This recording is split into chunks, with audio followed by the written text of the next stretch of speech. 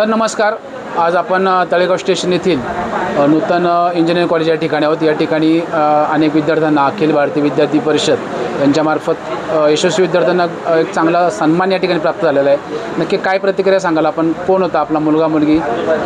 नमस्कार, माझं नाव अभिजित पुरुषोत्तम केदगे.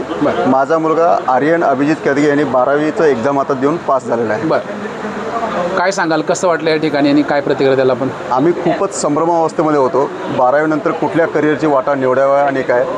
नूतन महाराष्ट्र विद्यालय आणि आबा विपी यांच्या संयुक्त विद्यमाने जे काही कार्यक्रम सोहळा अरेंज केला होता त्यामध्ये आम्हाला खूप चांगलं मार्गदर्शन मिळालं आहे. आणि करिअरच्या वाटा कोणत्या निवडाव्या, कशा निवडाव्या, ॲडमिशन प्रोसेस कसे असतात याच्याबद्दल खूप सुंदर आणि माफक माहिती आम्हाला मिळाली आहे. ओके, धन्यवाद.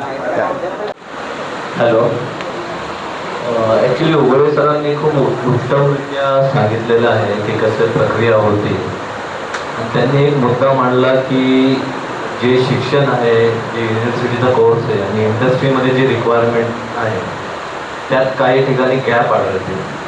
त्यांना जे रिक्वायरमेंट आहे त्याप्रमाणे शिक्षणाची जी सिलेबस आहे तो मॅप होत नाही. तर आपल्या नूतनमध्ये असं काही इंडस्ट्री रिलेटेड करून काही सिलेबसमध्ये चेंज करायचं का युनिव्हर्सिटीचा जसा सिलेबस असतो तोच कन्सिडर केला जातो?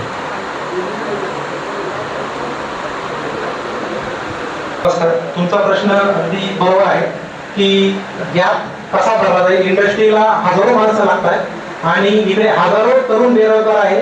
तर याची गॅप भरण्याकरता नूतन कॉलेजने नूतन इन्क्युबेशन सेंटर चालू केलेले आहे. आपण कधी पण इन्क्युबेशन सेंटरला एकदा मुद्दाम या.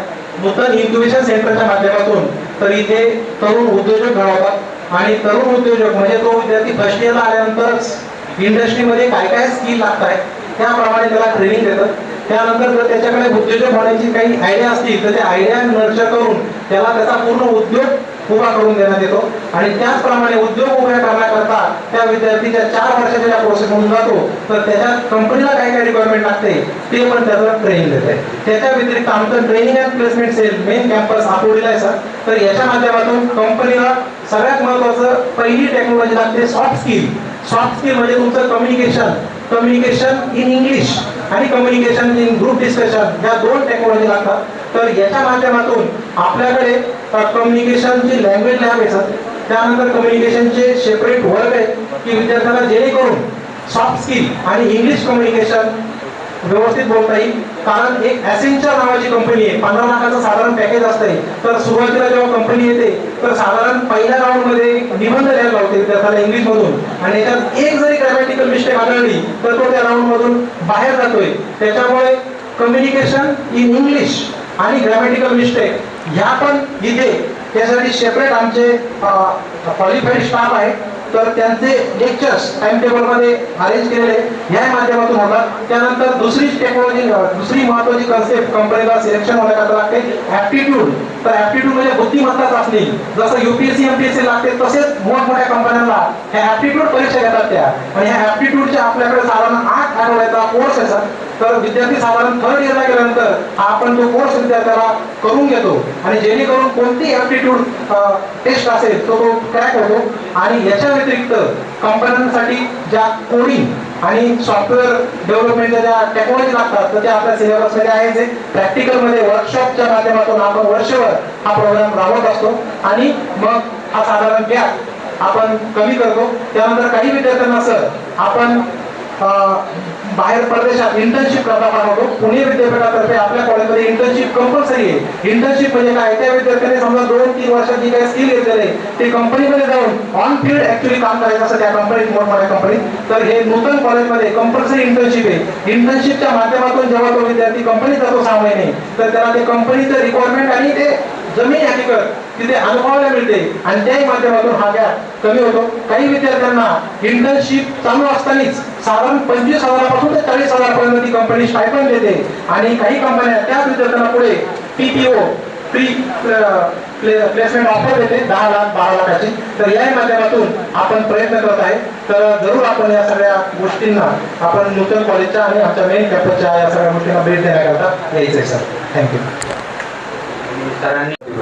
सर समजा एखाद्याला कॅटेगरीमधून त्याचं ॲडमिशन झालेलं आहे त्या विद्यार्थ्याचं परंतु नॉन क्रिमिलियर सर्टिफिकेट त्यांना प्रोव्हाइड नाही केलेला at the time of admission sir. आणि अनफॉर्च्युनेटली समजा त्यांना ते क्रिमिलियर सर्टिफिकेट नाहीच मिळालं सर, तर त्या सीटचं काय होतं, म्हणजे ओपनमध्ये कन्वर्ट होणार? समजला आपला प्रश्न.